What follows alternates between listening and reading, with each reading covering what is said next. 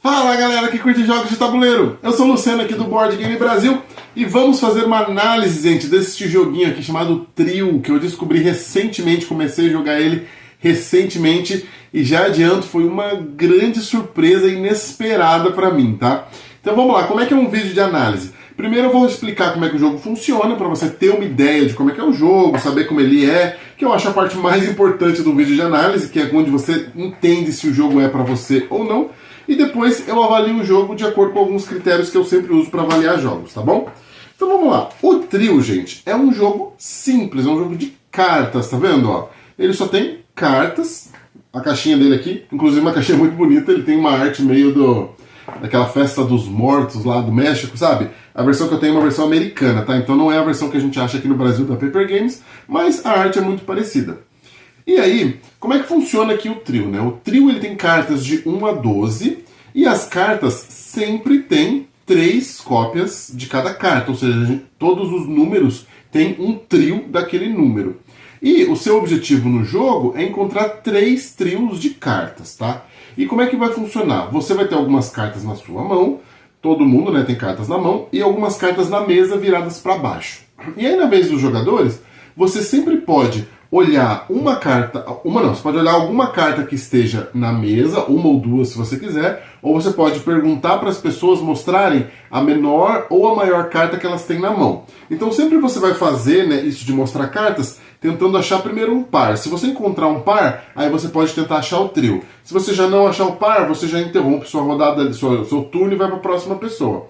E aí você vai jogando dessa maneira, tentando encontrar os 3 trios. Obviamente, toda vez que a pessoa bota 2 cartas, né, seja de 2 jogadores, seja da mesma combinação, e não acha um par, aquela é desfeito. Então a carta volta para a pessoa, a carta da mesa é desvirada, e aí todos os jogadores agora já sabem qual carta é aquela ali que foi virada, qual é a menor ou maior carta daquele jogador que mostrou a carta.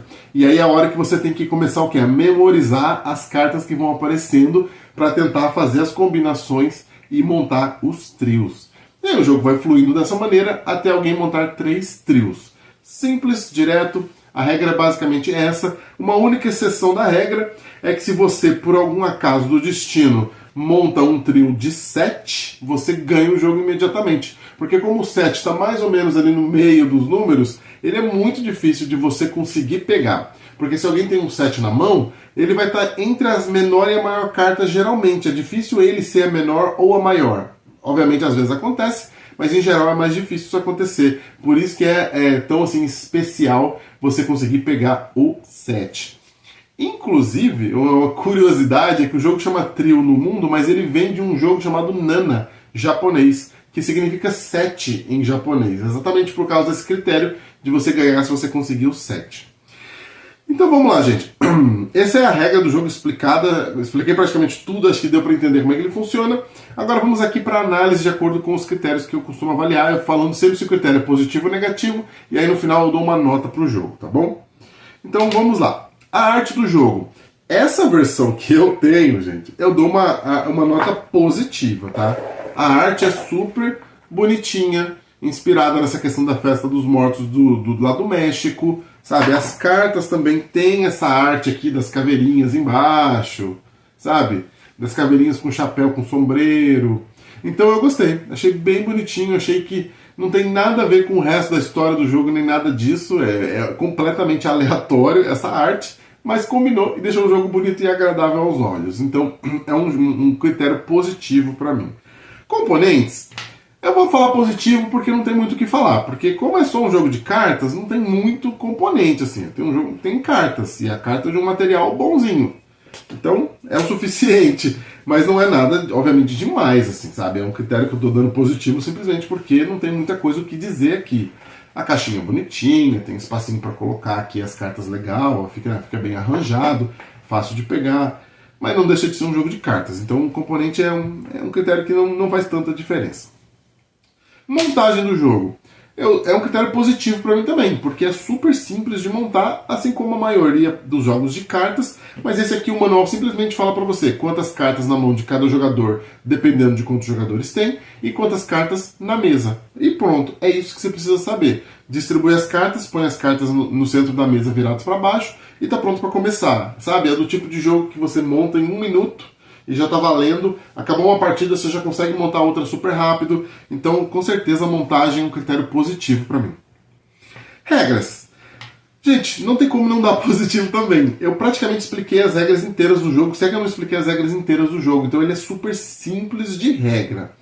Algumas pessoas acabam tendo um pouco de dificuldade com alguns conceitos do jogo, que eu ia falar na parte de jogabilidade, mas já vou adiantar um pouquinho agora. Por exemplo, tem muita gente que acha que se você tiver uma dupla e aparecer uma carta daquele número da dupla que você tem, você pode jogar sua dupla independente se ela está entre o maior e o menor, você entende? Isso aconteceu muito nas vezes que eu joguei o jogo, da pessoa achar do tipo assim, eu tenho aqui um 8-8, mas na verdade eu tenho também um 10 e um 6. Então na verdade eu não consigo jogar aquele 8 e 8 porque ele está travado pela menor e pela maior carta. Mas a pessoa não consegue entender isso. Aí alguém joga um 8, ela fala assim, eu tenho aqui os 2 8, então eu posso pegar o trio. E não é assim que funciona. Então, esse é um aspecto das regras que não é culpa das regras, porque a regra é bem clara, é o maior e o menor, é simples de entender, mas que muitas vezes as pessoas não entendem tão bem quando é a carta delas, sabe? Elas acham que isso só vale para a carta dos outros. Então, é um ponto das regras que eu acho que não deveria ser um problema, mas algumas vezes, dependendo de quem está jogando, vira um problema sim. A jogabilidade. Eu vou colocar neutro, tá? Não vou colocar nem positivo nem negativo, vou colocar neutro por alguns aspectos que eu vou falar, mas sendo um pouco hipócrita, tá? Porque antes de eu falar quais são os critérios, deixa eu só contar uma história. Eu tinha um pouco de preconceito com o trio por ser um jogo de memória. E eu não gosto muito de jogos de memória, não me dou bem com jogos de memória, geralmente acabo passando um pouco de raiva porque minha memória não é das melhores para jogar jogo. Então eu tinha um pouco de preconceito, eu achava que eu não ia gostar.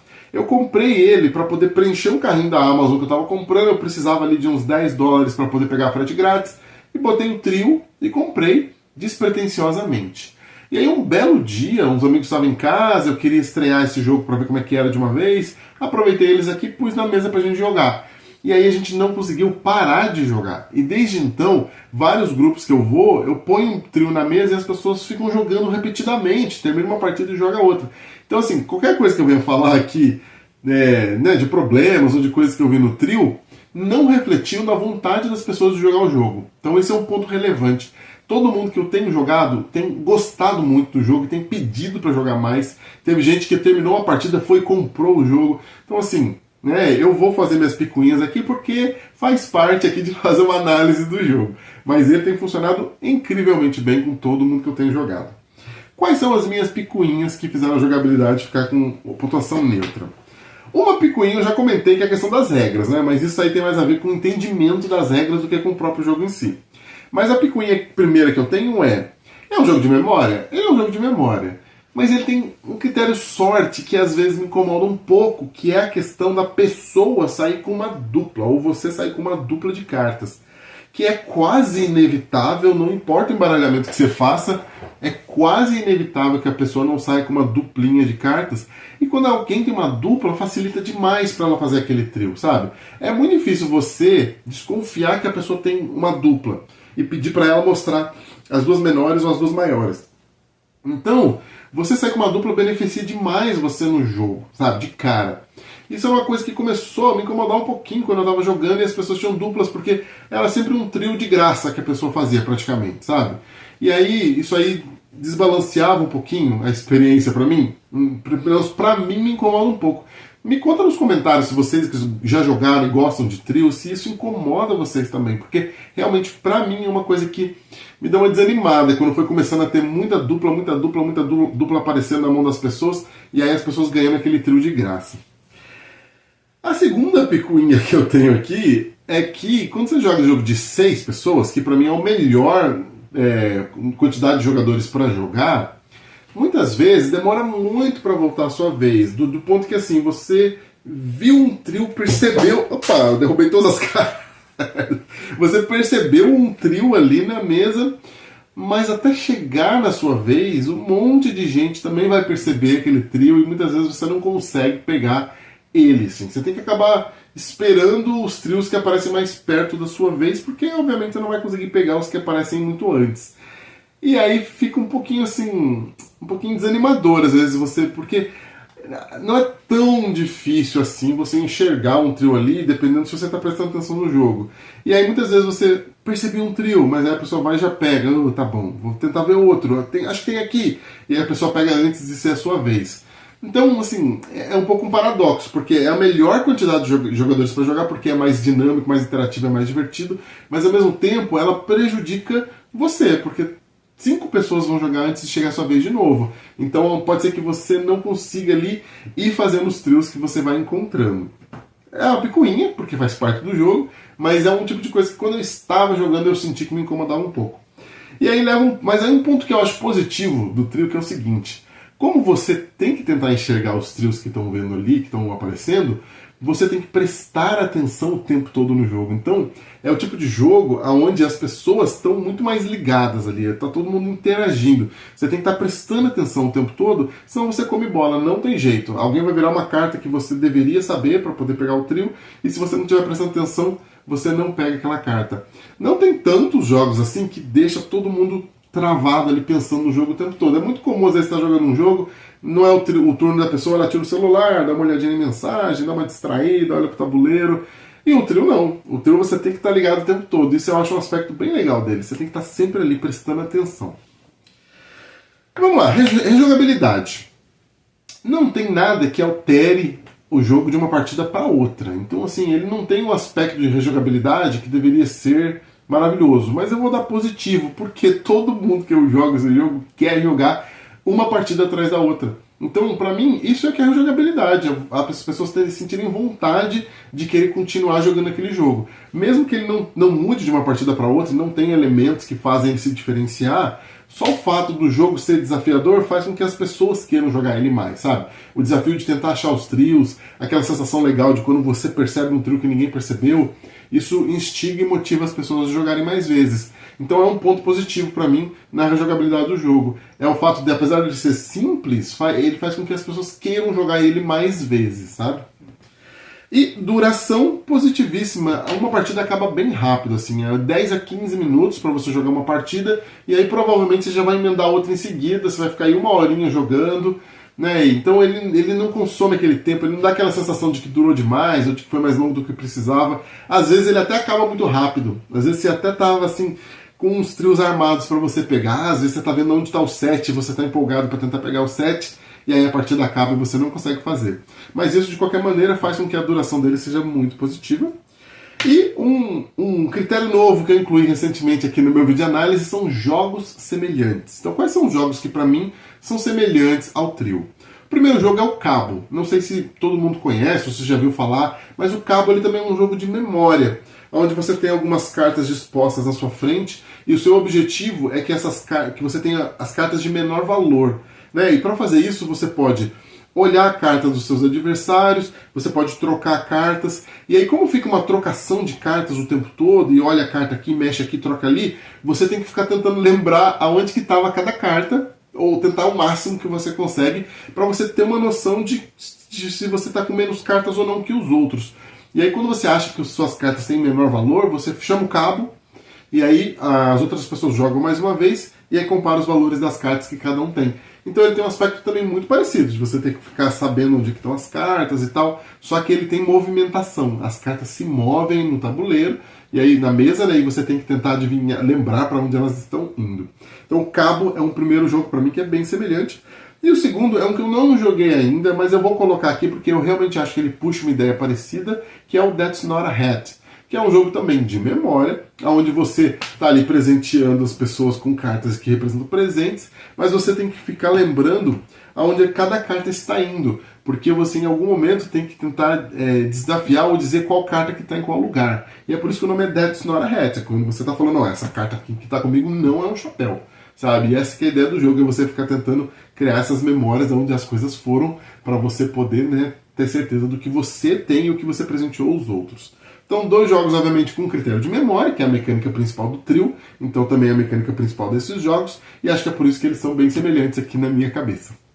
E, por fim, a nota do trio para mim, eu vou dar um 9, poderia ter dado um 10, se não fossem as minhas picuinhas, mas ele é um jogo que assim, merece uma nota alta, simplesmente pelo fato dele fazer as pessoas gostarem e quererem jogar ele mais vezes.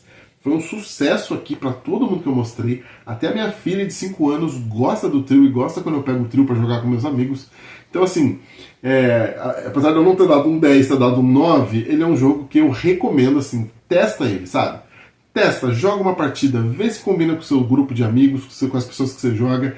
Eu acho que é muito provável que ele combine com grupos muito diferentes de pessoas. Obviamente, algumas pessoas não vai encaixar direito, tem gente que não vai querer, que se sente meio ansioso com o jogo de memória. Eu tenho um pouquinho disso, mas o trio ele é muito mais leve. Apesar de ele ter essa questão da mecânica da memória, é uma coisa mais leve, mais solta, mais relaxada. Se você erra, não é o fim do mundo, então não é tão assim, não te cobra tanto, sabe? Então você não fica tão ansioso, mas mesmo assim, pode ter pessoas que não gostem tanto, então sempre analise as pessoas com que você joga, mas o trio é um jogo que vale a pena testar com grupos grandes e que ele tem um potencial bem grande de funcionar, tá bom?